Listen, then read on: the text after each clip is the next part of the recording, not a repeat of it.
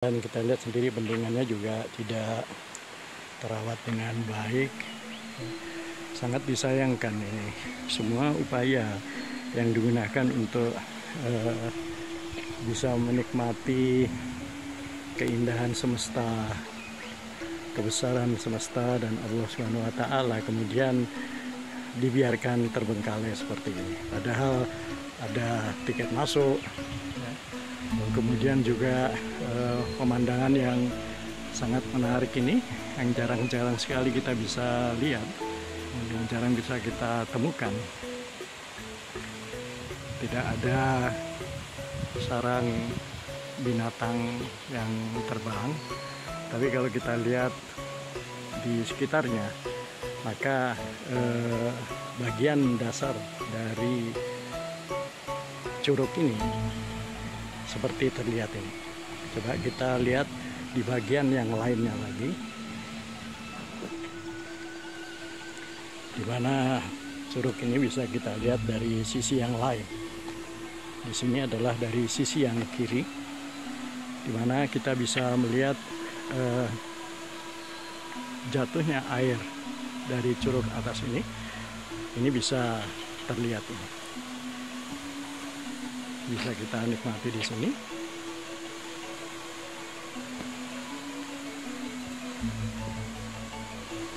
Ada batu-batuan juga. Nah, masalahnya adalah apakah kemudian dasar curug ini juga membentuk semacam kolam yang bisa digunakan untuk mandi. Di Lombok misalnya, dekatnya Rinjani di Senaru itu ada air terjun begini juga, di mana orang bisa langsung mandi di bawah pancurannya. Ada juga di Kokok itu pun juga demikian. Jadi bisa kita lihat ini adalah bagian dasar dari curug itu sendiri, curug Ngebulnya sendiri. Mungkin saat ini curugnya tidak terlalu ngebul, tapi apapun juga kita sudah alhamdulillah sudah bisa hadir di sini kemudian menikmati keindahan yang ada ini. Kita nikmati sekitar 1-2 menit pemandangan yang terlihat langsung di bagian dasar dari air terjun curug Ngebul ini. Jadi kita kembali ke atas, kita bisa lihat titik awal dari air terjun ini.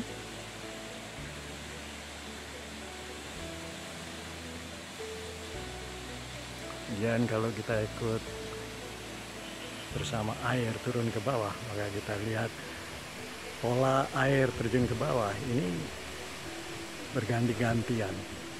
Jadi profilnya itu tidak semuanya menyatu, tetapi ada juga air yang kemudian agak menyerong, kemudian baru sampai ke bawah. Dan ini juga rupanya tergantung pada arah angin.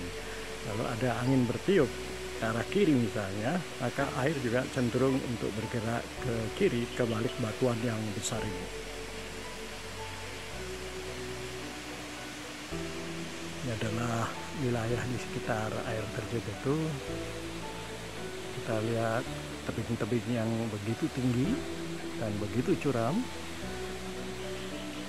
Mudah-mudahan tidak ada yang berminat untuk mendakinya ini. Air menghilang di balik batuan. Sementara tadi kalau kita lihat dari bagian sebelah kanan ke arah kanan, maka kita bisa melihat air yang menyentuh dasar dari batuan, dasar dari curugnya ini. Coba kita lebih mendekat, apakah masih mungkin untuk melihatnya?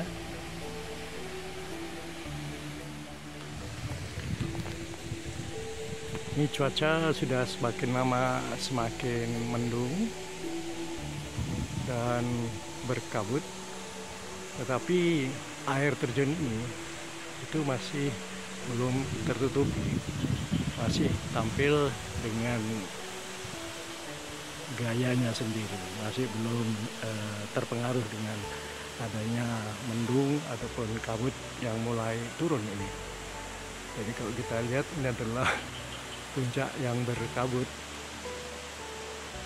Ini adalah air terjunnya, sangat-sangat menarik mengikuti bagaimana profil air terjun dari puncak. Kita lihat di bagian dasarnya itu akan terbentuk semacam air terjun mini, dan ini air terjun mini sangat bergantung pada arah dari terjunnya air. Kalau dia mengarah ke kiri, maka air itu banyak kemudian bersentuhan kontak dengan batu-batuan yang kemudian tidak rata, itu kemudian membentuk aliran sendiri ya. Jadi seolah dia adalah air terjun mini, cucu dari air terjun besar ini. Dan itu kalau air terjunnya bergerak ke kiri, kalau dia terdorong oleh angin. Kalau kita lihat, maka aliran-aliran mini ini kadang banyak, kadang sedikit, kadang agak besar, tapi lebih sering lagi kemudian dia mengecil. Sangat bergantung pada gerakan airnya itu sendiri yang terjun dari atas. Ini bisa kita perhatikan di sebelah kiri itu kadang-kadang ada air terjunnya, air terjun ini kadang-kadang juga tidak terbentuk. Dan ini sangat-sangat menarik. Kita mencoba melihat, menikmati bagaimana pemandangan di tebing ini pada saat kabut mulai turun. Mulai dari jalan masuk di sana, kemudian kita bisa lihat kabut, dan kemudian pohon-pohon yang masih belum tertutupi kabut, batu-batuan besar, lalu kemudian juga air terjun yang mulai bergerak-gerak karena angin terasa mulai kencang. Nah, kalau kita lihat bagian atasnya itu pun juga sudah mulai berkabut, kabut sudah mulai turun lebih dalam lagi. Dan yang bisa kita lihat kemudian di sekelilingnya adalah tanaman-tanaman atau hutan-hutan yang masih ini.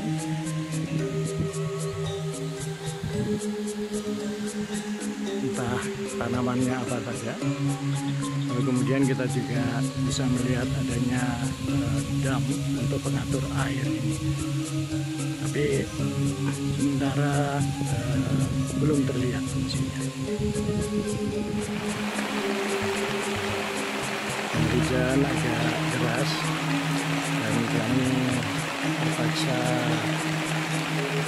berteduh di salah satu saung yang ada di sini, dan kita coba menikmati pemandangan pada saat hujan.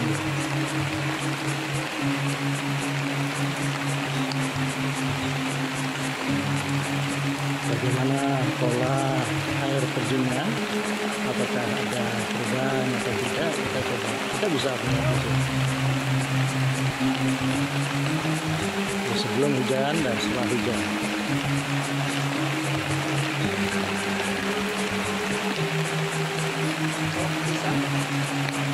Sementara embunnya sudah sampai di dasar sudah. Tadi masih di bagian atas, sekarang sudah ada di bagian dasar.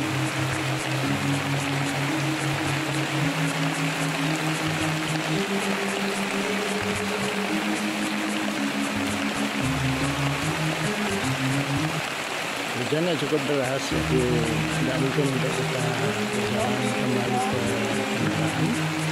Tapi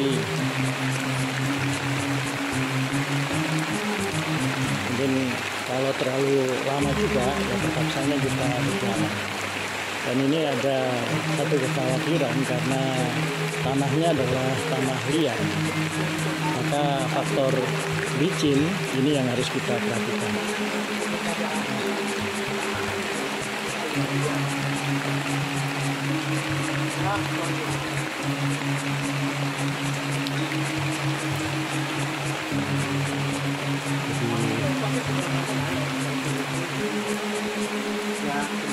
Hujannya merata.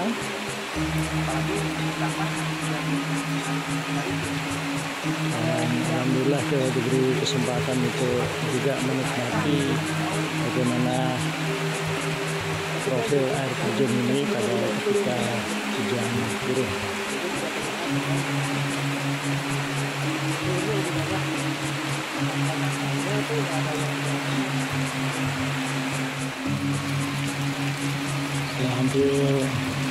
1 jam lamanya. Hujan masih belum juga reda, dan kita mencoba melihat bagaimana volume air terjun dibandingkan sebelum hujan. Sekarang kita bisa lihat bahwa volume air yang terjun ini semakin besar. Dan juga di bagian atasnya, paling puncaknya juga demikian. Nah, jadi kita bisa melihat bahwa pertambahan volume air ini secara signifikan terlihat. Walaupun tidak bisa diukur, tetapi dari apa yang kita lihat, di mana volume air yang terjun ini semakin melebar dan kontinuitasnya juga semakin tinggi, ini bisa menunjukkan bahwa volume air dan bobot air itu menjadi lebih besar.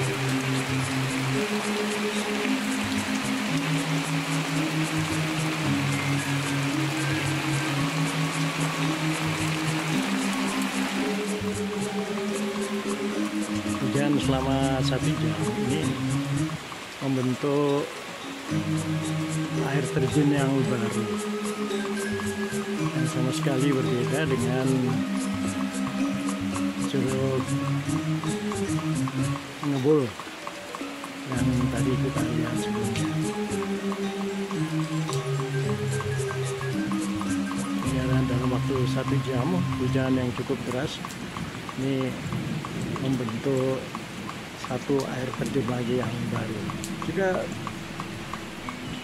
sama menariknya, hanya jatuhnya air itu lebih tinggi di Curug Ngebul tadi daripada air terjun yang baru terbentuk ini. Tapi air yang terjunnya juga cukup banyak. Di sini air terjunnya itu mungkin hanya sekitar 30-40 meter. Kemudian selanjutnya mengalir ke bawah. Berbeda dengan Curug Ngebul yang dari awal sampai dasarnya air itu terjun, itu benar terjun. Entah apakah air terjun ini juga punya nama atau tidak, tetapi paling tidak kami bisa mengenali ada 2 air terjun di lingkungan Curug Ngebul ini.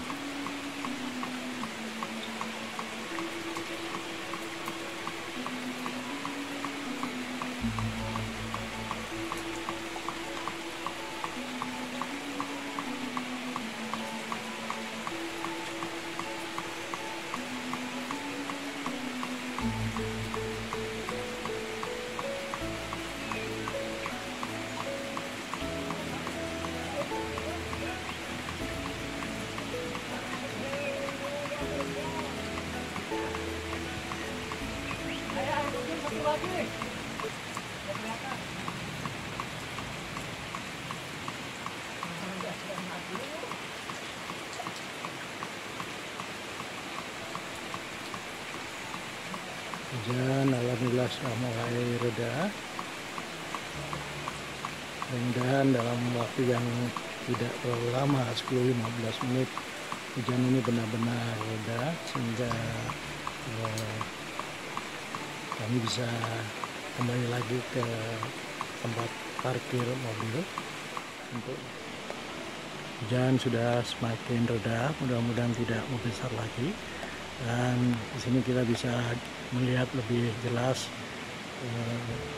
air terjun dari Curug Ngebulnya ini. Kita lihat bahwa lebar air terjunnya ini lebih besar daripada sebelumnya. Lalu kemudian pada jarak sekitar 340 atau 300-400 meter, kita bisa lihat ada curug yang kedua yang muncul tadi itu. Ini adalah curug kedua, sekitar 400 meter jaraknya di sebelah kanan. Ini belum jelas persis apakah sebelah utara atau sebelah selatan atau timur barat. Dan tinggi penerjunannya, terjunnya air itu tidak terlalu panjang. Di sini seperti tadi yang sudah saya sampaikan bahwa air setelah terjun dari hutan itu lalu kemudian turun perlahan mengalir, entah bagian dasar sudah tidak terlihat lagi. Ini adalah air terjun yang kedua.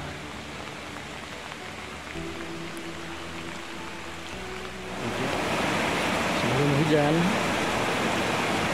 saluran ini tadi terlihat tidak bergejolak seperti ini. Air pun juga tidak terlihat mengisi bagian teras. Sementara setelah 1 jam lebih hujan besar turun di sini di kawasan, terlihat bahwa penampung air ini sudah semakin bertambah banyak. Jadi airnya semakin bertambah banyak. Lalu kemudian juga mampu melewati batas dari batas atas damnya, sehingga dia mengalir keluar sana. Curug Ngebul ini terlihat dari kepulan-kepulan asap yang berasal dari percikan air itu sendiri. Dan ini setelah hujan besar selama 1 jam lebih, terlihat bahwa air terjun ini terlihat bagian bawahnya seolah-olah mengepul. Dan inilah yang kemudian mendorong warga di sini mengatakan ini adalah Curug Ngebul. Jadi bisa kita lihat bagaimana uap. Jadi air ini seolah membentuk uap air dan mirip sekali dengan asap. Jadi ngebul itu berasap. Dan kita lihat dari puncaknya sana memang pita air yang terbentuk sebelum dan setelah hujan ini berbeda sekali volumenya. Volumenya sangat berbeda. Dan syukur alhamdulillah bahwa kami terjebak hujan di sini, sekaligus bisa melihat perubahan perbedaan dari pita air terjun ini. Dan juga yang tadinya sebelum hujan turun tidak terlihat ngebulnya ini, tapi sekarang kita bisa lihat bersama bahwa ternyata benar air terjun ini, atau ya sudah tepat dikatakan Curug Ngebul, baik ke kiri maupun ke bagian kanannya, kumpulan itu terlihat. Itu adalah uap air, bukan asap. Jadi butiran-butiran air dalam bentuk kecil-kecil setelah terjadi benturan antara air utamanya ini dengan batuan-batuannya.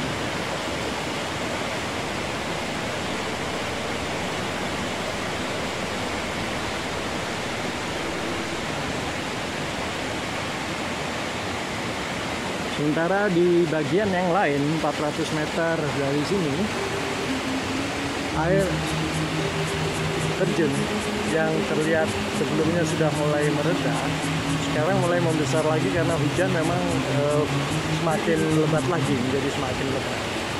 Dan ini yang menyebabkan terjunnya air pun menjadi semakin jauh. Tetapi di bagian bawahnya tetap saja air itu kemudian mengalir, tidak terjun. Berbeda halnya dengan air terjun yang berasal dari Curug Ngebulnya ini. Kalau di sini kita lihat air itu benar-benar terjun 100% dari puncaknya sampai kemudian mencapai dasar. Ini dari puncaknya kita masih bisa melihat rintik-rintik hujannya di sini, lalu kemudian tumpahan dari air terjun di bawah yang pecah menjadi ngebulnya itu.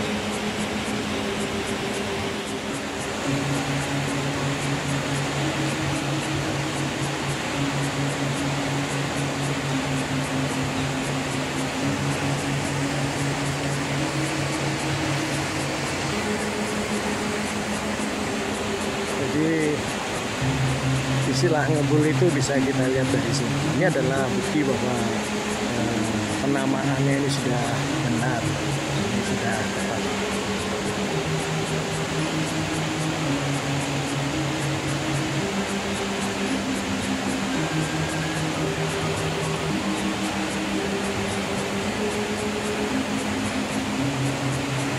Entah sampai berapa lama fenomena ini bisa terlihat, bisa dinikmati. Tapi paling tidak sekarang ini sudah sekitar 15 menit berada di bawah curug ini. Volume air terjunnya juga masih besar. Demikian juga ngebulnya itu, fenomena ngebulnya masih terlihat dengan jelas sekali. Alhamdulillah, sangat-sangat menarik.